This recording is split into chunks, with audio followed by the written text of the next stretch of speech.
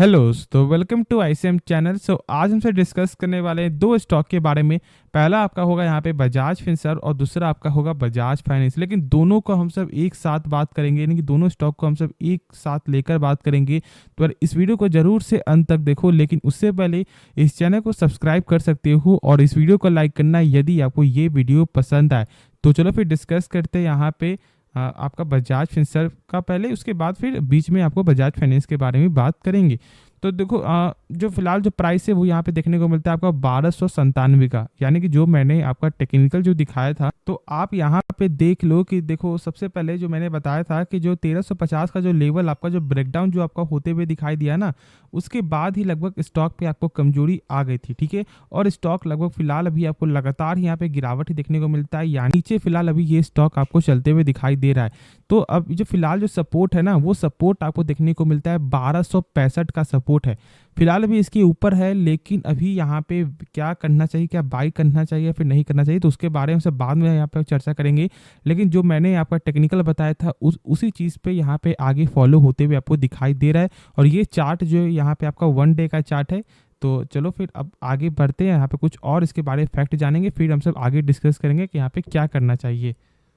आपको यहाँ पे मालूम है कि सेबी के द्वारा भी आपको लाइसेंस जो आपको यहाँ पे मिल चुका है, यानी कि कौन सा बिजनेस का मैं आपको बात कर रहा हूँ यहाँ पे, म्यूचुअल फंड बिजनेस के रिलेटेड, जो एक बड़ा यहाँ पे आपका गुड न्यूज़ था। ठीक है, और ये जो अभी जो फिलहाल इसका उतना ज़्यादा आपको इम्पैक्ट जो यहाँ पे देखने को नहीं मिल रहा है, लेकिन लॉन्ग टर्म में ये बहुत ज़्यादा आपका यहाँ पे हेल्पफुल आपके लिए साबित होगा।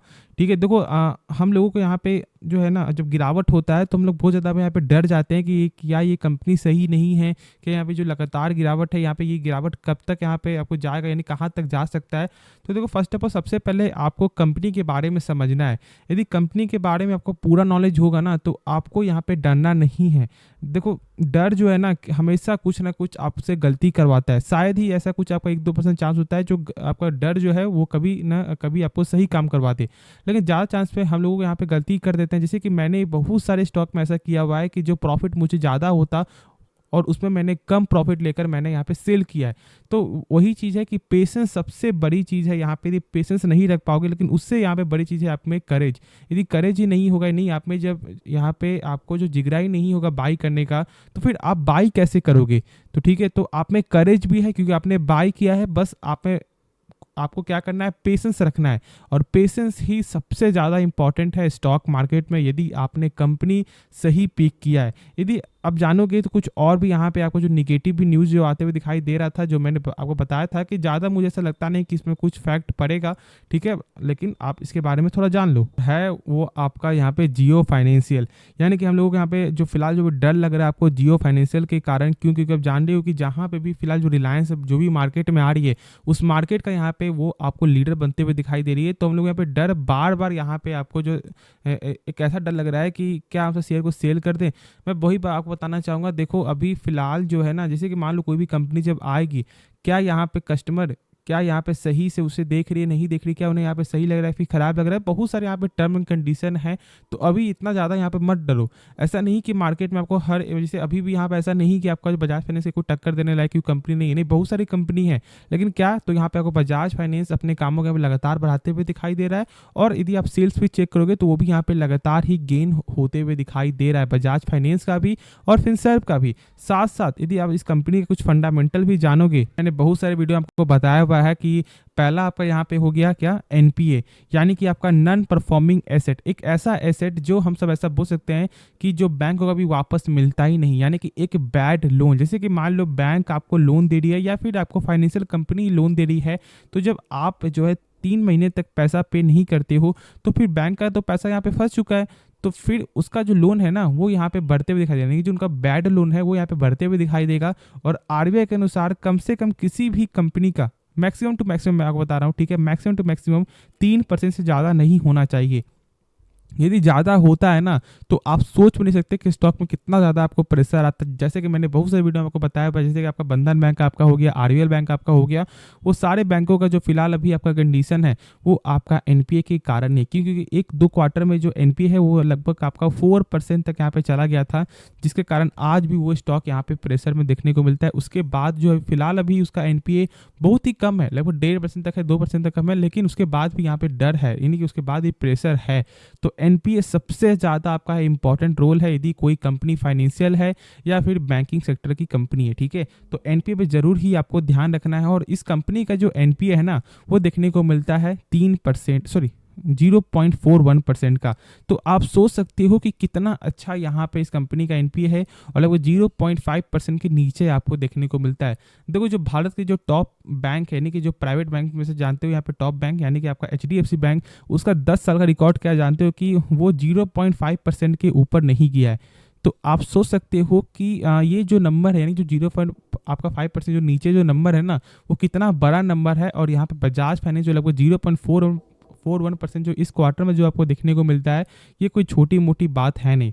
अब देखो, जैसे कि मान लो आपका किसी भी बैंकिंग कंपनी का जो एनपीए लगातार बढ़ रहा है, मान लो यहाँ पे चला गया 4% चला गया, या फिर मान लो यहाँ पे चला गया आपको 5%, तो डर तो बहुत ज़्यादा यहाँ पे हो जाएगा, प्रेशर हो जाएगा। लेकिन क्या उसके पास बैकअप मनी है या नहीं है, तो वो हम लोगों का मालूम चलेगा आपको CAR देखने से, ठीक है, यानी कि कैपिटल एडुकेसी रेशियो से हम लोगों को मालूम चलेगा कि क्या उसका यहाँ पे बैकअप प्लान कुछ है या नहीं है।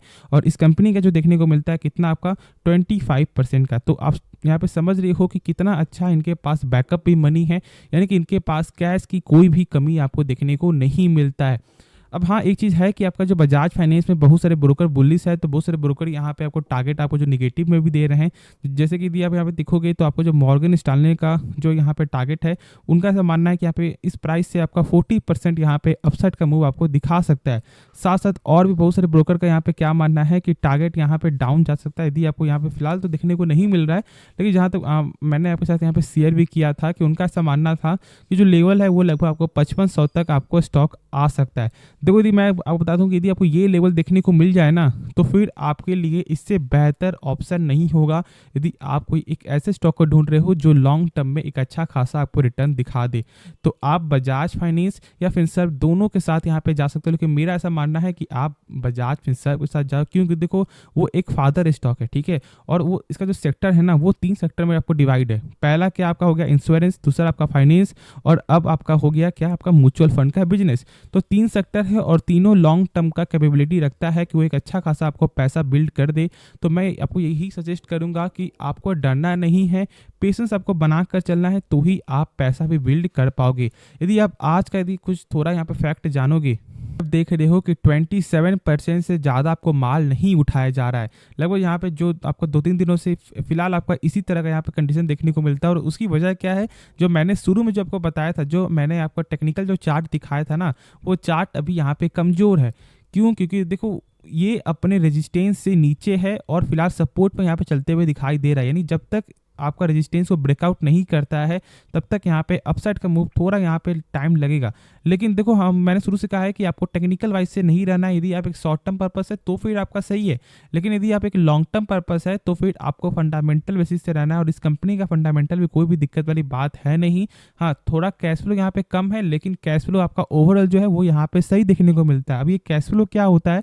कैश फ्लो का मतलब ये है कि जैसे कि मान लो कंपनी जो भी सामान बेच रही है, क्या उसका पैसा रिटर्न आ रहा है या फिर नहीं आ रहा है, तो ये मालूम चलेगा आपको कैश फ्लो से देखकर। तो कैश फ्लो यहाँ पे कंपनी का जो नेट कैश फ्लो है वो यहाँ पे पॉजिटिव है, दिक्कत वाली कोई भी बात नहीं है। और साथ साथ यहाँ पे ब्रोकर भी आपको टारगेट दे रहे थे, जैसे कि आप जानते हो कि शेयर खान ने जो यहाँ पे टारगेट दिया था आपको 1650 का, और आईसीआईसी जो डायरेक्ट का जो टारगेट है वो यहाँ पे देखने को मिल रहा था 1625 का। प्लस साथ साथ यहाँ पे आपका जो बजाज फाइनेंस पे भी कुछ टारगेट यहाँ पे कम नहीं है, बहुत सारे यहाँ जैसे कि आपका एक्सिस सिक्योरिटीज का जो टारगेट था वो देखने को मिल रहा था आपका यहाँ पे 7300 का।